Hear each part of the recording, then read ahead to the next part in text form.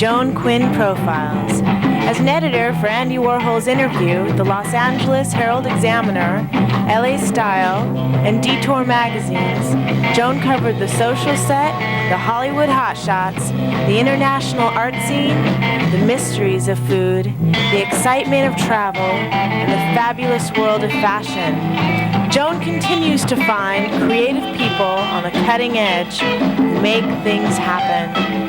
Here's Joan Agajanian Quinn. Hi, I'm Joan Quinn, and welcome to the Joan Quinn Profiles. Our guests today are Billy Mernit and Michael Hanna. You're going to find out what both of them do. Writer-composer Billy Mernit began his writing and composing career as a teenager when he co-wrote with, listen to this, Carly Simon for her first album. Then he went on to graduate from NYU, and he went to film school, and we've got so much to talk about. We're going to find out now. Where were you born, Billy? I was born in New York City, and then the family moved out to Long Island, so I grew up in the South Shore there. So is that how'd you get connected? It's and how odd. were you writing at that age as a teenager? I was a precocious kind of guy, and had the good fortune to go to a drama and arts camp. This was a late 60s kind of thing, called Indian Hill in Stockbridge, Massachusetts. Oh yeah, where? And Carly Simon had been a guitar teacher there. And she and her sister Lucy were a duo at the time. Lucy's the opera singer. No, that's the third, Joanna. There's three in all. Oh, they're all musical? All musical. And so Lucy and Carly were doing children's records. I think their big hit was Winkin', Blinkin' and Nod. And she decided to just go solo for the first time. And just at the time that she was doing her own songs, I was starting to write at 16 songs, and we met up at this drama and arts place, and we became friends. Did you take lessons from her? No, not really. You were just I was kind a of self-taught. hanging out? I was a guy there, and she visited, and we got friendly, and one thing led to another. And we were what it was is we were both excited at learning about music and writing songs for the first time. So. Well, what happens to someone who's already done something like that? Then you had to go to school. You had to go to college after that. I had a very strange, backwards and forwards kind of career. I did want to finish school, and I had a real love of film, so I ended up going to NYU Film School, and actually all of my work has kind of ricocheted back and forth between film and music over the years. When you went to film school, you wrote an award-winning... Yeah, I directed and wrote a short. Film? On film what? Short. Yeah. And scored it as well.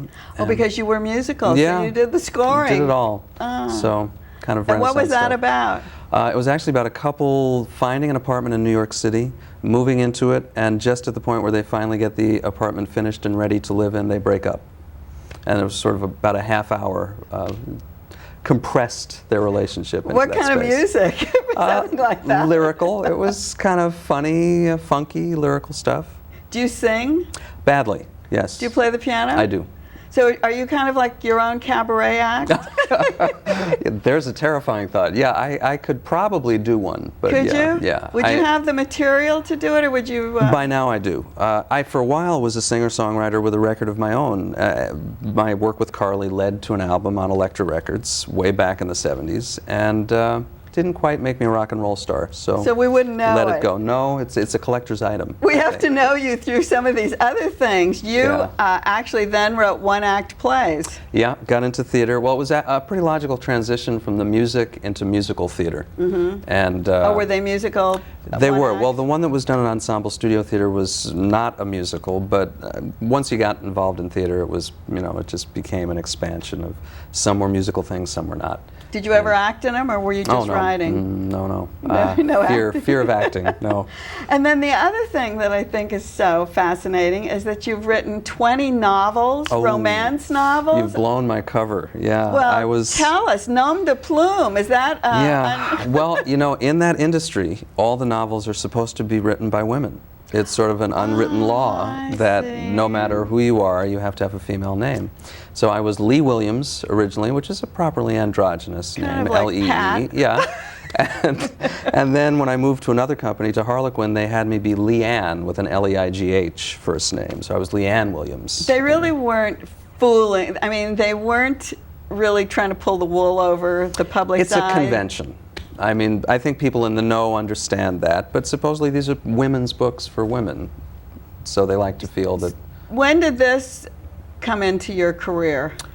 Somewhere in the middle there. I was basically looking for a way to make a living as a writer. I see. Were you doing one acts at the time? Yeah, and theater as You don't make no, anything it's on not that. a big money-making proposition. Especially off-Broadway. They Yeah. were all off-Broadway? Unless you get very lucky. And so that was pretty much how I supported myself, was with the romance novels. But to write 20, how were you knocking them out? How fast were you doing? That's the word, knocking them out. It was Did in you- a 7-year period. Did I you wrote. change just the names? Or Well, what did you do? by the end, it was getting kind of formulaic, yeah, because they follow a pattern, and you learn the form, and you get the language, and you do that. That kind of gets me into following the pattern. I remember now that you teach at UCLA.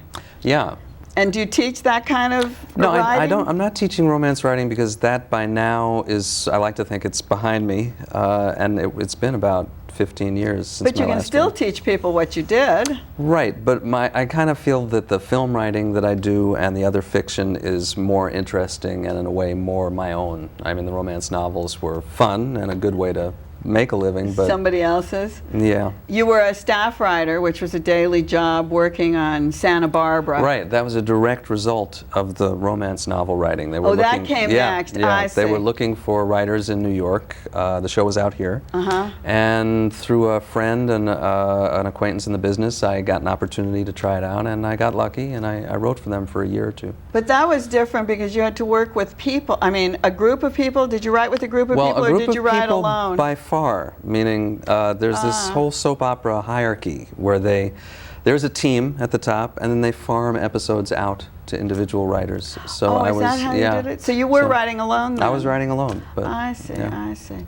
And could you use any of your things that you used in the novels in Santa Barbara? Yeah, I slipped a couple of things in here and there. Did yeah. it make it easier for you? Yeah, I think in terms of just writing that kind of material, sure. And I've always been a romantic at heart, so I think the whole trajectory in a way was just sort of trying on something that wasn't too alien. When they give you something like that to write, do they say, write a story about whatever the character is, going shopping? What do they tell you? On the soap operas? Yeah. It's extremely specific.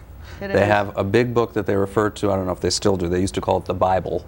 Big black book, which is the year, sort of the overriding story. And then a group breaks that down into the weeks. And then when it gets to the individual episodes, which is what I was doing, it's so specific. It would be, write the scene in which Cruz tells Eden that he can't stay with her tonight. And you go, hello, how are you? I can't stay with you I can't stay with you tonight. And you try to just put something in there. Why can't you? Is that Right. it? Yeah, I mean, yeah. what? It gets, I don't know if I'm spilling trade secrets here, but it gets that specific, yeah. Well, then you went to work on, I guess, next, movie scripts? Or you were Yeah. a script doctor or script consultant? Script consultant, and I've doctored a few in my time. And story analyst? Story analyst, Okay, yeah. tell us about those. What do you do there then? Basically, story analyst or reader, as we're known in the industry, we're like the guard dogs of the studio system. We are the first line of contact. Any scripts that come into a studio, we read, we synopsize, we comment. You And- decide if they should take them or not? Oh, I wish I had that power. Oh, you don't? No, we help the executives make those decisions. I see. Yeah. So in a way, So you critique it and then they decide Yeah. if they should take it or not? and so we're a good sounding board or second opinion or. So that's a script analyst? Yeah. Then what's a consultant? Consultant is getting into the nuts and bolts of actually working on a script with someone. Like a student might have a problem with a script, or a professional writer sometimes runs into difficulty in a second act or something, and you're the objective eye that comes in and says, well, you could work with this and work with that. So that's what you've taken to your teaching? Yeah, exactly. More or less. When you're teaching, can you make one of your students talented? Can you help them be talented? I don't think you can create talent where it doesn't exist. Can you make a But writer? You can teach craft.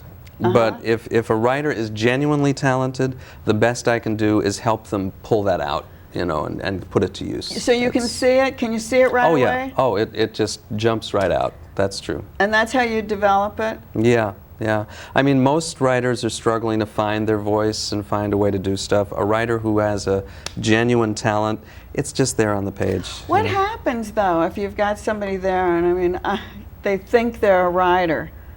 How do you teach them the craft, right? You teach them the craft, and you try to show them how not to get into a lot of trouble. Can you teach them to be creative? Can you teach them a you can little bit? encourage creativity. You can encourage I try to it. do that because it's odd. In screenplay writing, people have a strange point of view. They think because it's a commercial field that they don't want to get too personal. And in fact, that's the first rule. You've got to be as close to your heart as you can. You've got to really be writing what you know and what you love. That's what everyone says. Yeah. You've got to, you have to write your own story. Exactly. And then in your own voice. Yeah, because, you know, as an analyst, when I put on that other hat, I can tell in a script in 10 pages if someone's just phoning it in or if they're writing what they think Can you? is sellable, because you can sort of, you know, you feel that. Well, phoning things in and writing from the heart brings me to this darling, wonderful book. That's How Much I Love You. Which was a labor of love. Not even a labor, really. It was a thrill. A labor of love, written by Billy Mernit, with Claudia illustrations by my wife, Claudia Nitza. And we have some of those on the set. Tell us how this came about. I met Claudia when she was here from Rome doing a small exhibit in town. We weren't even introduced. We met on a moonlight hike. There's a friend who goes hiking in the woods, the hilltops of the canyon, Runyon Canyon, on a full moon. It's a ritual. Friends gather, they do this. She was invited, I was invited. We met, we started talking. By the time we got to the top of the hill, I was ready to get her phone number and write this book. Well, almost, yeah, because things happened very quickly. We fell in love. We only had about 10 days of time before she was going back to Rome, so I bought her a return ticket. And then I courted her from afar. I wrote her literally every day, 6 days a week, and then the phone got into the act. And on the phone, I don't know why, one night, just kiddingly, I said, "Have I told you lately that I love you?" And she said, "No." And I just started telling her a little story. Oh, I'll imagine the biggest ocean in the world. So you started these. Yeah, these were actual these stories. Words. Start here. Read us something right there.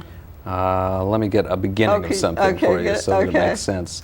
For example, "Have I told you lately that I love you?" She says, "I don't think so." And I said, "Well, remember your first kiss? Remember the other kisses it led to? Think of all the kisses you ever received." And that's actually this drawing. This is what I want. Yeah. This is great. Let me hold this up so we can say this.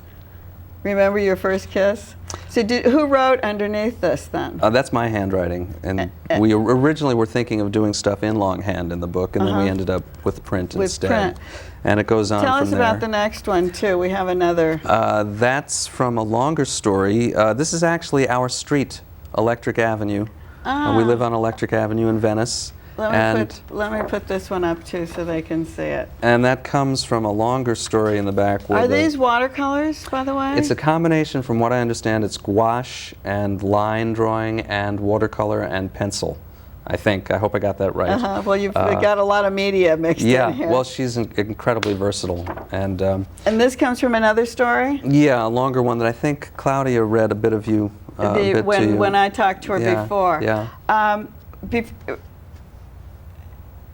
Looking at something like this, and with all the experience that you've had from top to bottom, from music to films to TV, this seems like a kind of a little simple project. Was it easy? Well, it came very easily. It did. Yeah, because, well, also I think it's funny you say that, because in a way it was full circle. I feel that writing lyrics to begin with for Carly and Judy Collins and other people, it's been a through line, and this, in a way, I felt I really got to the essence of what my writing is about after all these years. Then how did you get a publisher?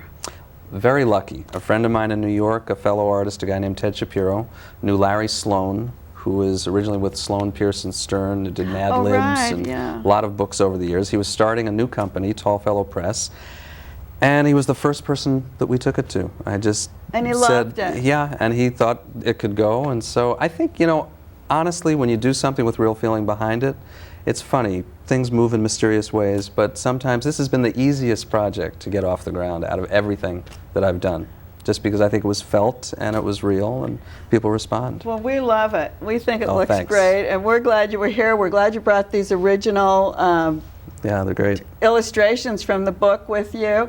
And we could go on forever, but we've got to have Michael Hanna come on now and talk about wardrobes.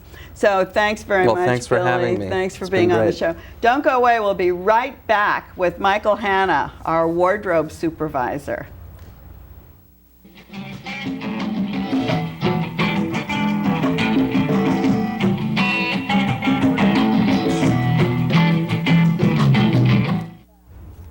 Hi, I'm Joan Quinn, and welcome back.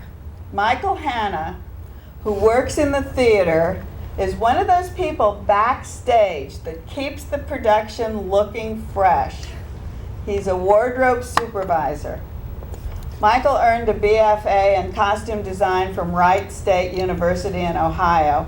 And did that get you the degree that you were interested in your work? Oh, definitely, yeah. I started acting for a little bit, and then that wasn't for me, but I liked working in theater, and I liked creating stage pictures, and so I had a really good teacher, and I was working professionally before I even got my degree, but I wanted to finish it out, so I Did it take you right to the theater? Were you working in the theater before you got your degree? A little bit. I was doing summer stock, star theater designing for a summer stock company called the Kenley Players in Ohio, which was fun. I mean, But how'd you get it? Through school? what, my degree? No. I've always loved, yeah, pretty much, and I just was in the right place at the right time, That's what I wondered. meeting the right people and that kind of thing. But through school, yeah, I got. They send you out to certain places, or did you go yourself? I went myself, and I mean, I started out in this costume company. I was doing the Santa Claus wigs for Christmas time, and I did their, I rolled them up, and got from there to doing coordinating and that kind of thing. Were you a hairdresser? No, You I never just knew did. how to do it. But did you know how to build? You knew how to build sets. I basically always did costumes, but yeah, I kind of did a little bit of everything for a while, but costume designing was my big thing. There's so much terminology for the stage.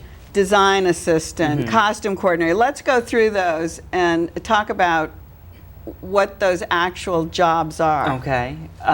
Well, the first, Say design there is a assistant. designer. There is a main person who designs the costumes on the show. Then they usually, for like a Broadway show, they have a couple assistants. Their jobs are divided up into, like, you deal with the shoes and the jewelry, and you deal with getting everybody there on time, that kind of thing. And So those are picking design trends. assistants? Okay. And then a coordinator is what I've done before in different, like if you work in a rental company and you're putting together, let's say, a production of The Sound of Music for Pittsburgh Civic Light Opera, and it's already basically designed and there's a concept involved, and you coordinate it and put it together and make it all look fresh. Where do you get the costumes from? They exist in New York. I mean, for a rental. There So you go to a rental Right, company exactly. if you're doing The Sound of Music in Pittsburgh. Pittsburgh. Okay. but which I used to do. But and then also, but if you're doing a Broadway show, all the houses in the costume shops in New York make them.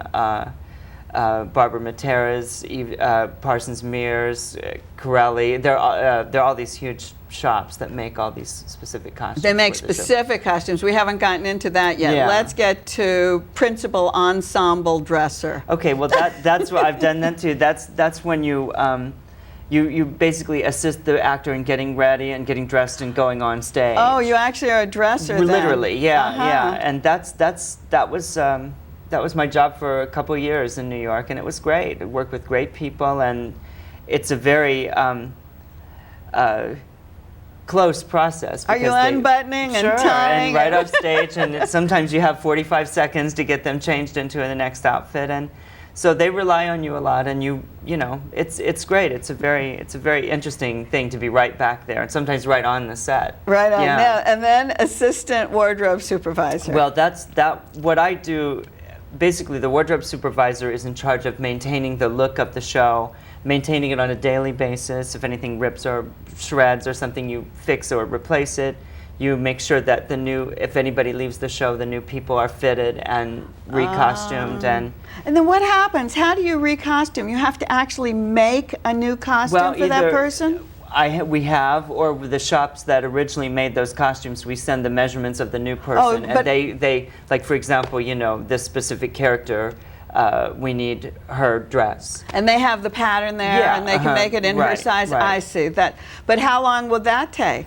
That's the tricky part. Sometimes you have to fit them into the existing costume until a new one arrives, and so that's where the wardrobe supervisor art comes into it. And what do you do? Open seams and Yeah, spread? you open seams, you make panels, you make it all look like it's on purpose. You know, it all of a sudden becomes a design choice, you know, as opposed to we needed to put this panel in to get it on stage. And then, as a costume supervisor, do you work with the designer at all? You do? Yeah, right. So tell us what that process is. Now we've gotten up from assistant costume Right. designer to costume designer. Right, Let's right, talk right. about what you do. Well, as wardrobe supervisor, my job is to Wardrobe That's supervisor. right. I work with the designer, and like I did this with Phantom of the Opera and Cabaret, and now Martin Guerre, and it's very interesting because then you also understand their concept of why, you know, everybody has an apron in the scene, or why they wear straw hats, or why, you know, because it has to make sense. And you so have to do the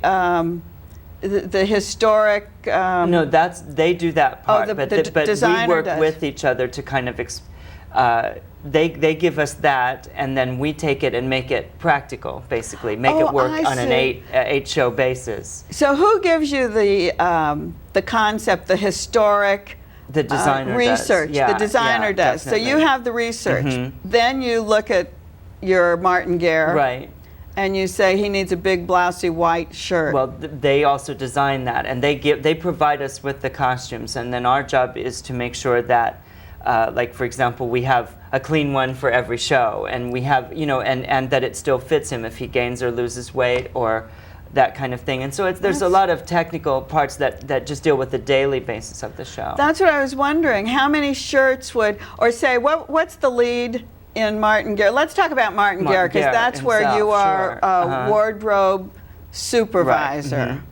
And you have 4 really prominent people. Isn't that right? Right, You have yeah. Martin Guerre, you have Arnaud, you have Arnaud. Bertrand and Guillaume. There's several principals in the show, and all of them at least have 3 sets of every shirt, let's say, so that we can rotate them. I see. And if something's wrong with one, that kind of thing. But they all have to look identical, and they all have to, you know, so. But even you it's- get a different audience every night. What if it doesn't look identical? Well, but you want to. I know, but the idea is to be true to the concept of the designer, and you don't want it to, you know, the artistic integrity comes into it where you want it to look right. Martin Guerre takes place in the 16th century. 1530 15 something. Yeah. Was it hard to research it? Well, she had several books, and we looked through them. And the hard part is Who is a designer? the designer is Adrienne Neofitu, and she also designed Les Miserables. Les Miserables has the same feel. The same idea, except it's 300 years later. You I know, see. but it's all her. The great thing about her is everything is practical. Everything looks historically correct for the period. Things lace up as opposed to zip. You know, no zippers, no Velcro. We have it all done right. No Velcro. Then how do you get in and out so fast? It's tricky. I mean, once in a blue moon, we'll hide a little piece of Velcro somewhere, but we do our best not to. You brought a jacket with you today. Tell us whose jacket it This is, and tell us a little bit about. This jacket is of Arnaud Dutil, who is the friend of Martin Guerre, who eventually gets mistaken for him. And this is sort of his battle jacket. And what's interesting is everything laces on, the sleeves lace off. This is the way it would have been done practically. You talk for the about the time. lacing, Yeah. and this is just laced. It's all grommeted and laced together. And it's lined in fabric, which it would have been. Is it too. silk? No. Well, it's sort of a silk linen, yeah. And then how did the leather get Distressed. Distressed. Yeah, that's what they call it. It's Yeah. actually all painted, and there's Oh, it is. there was a specific person on the crew originally that was the distresser. That was her job. Is that yeah, right? to make things look beaten and older, and So we maintain that look as well with paint and sandpaper and whatever else it takes to. This jacket is so heavy, and Well, he even wears another one underneath this. There's another jacket. How do they sing and Well, move across the stage?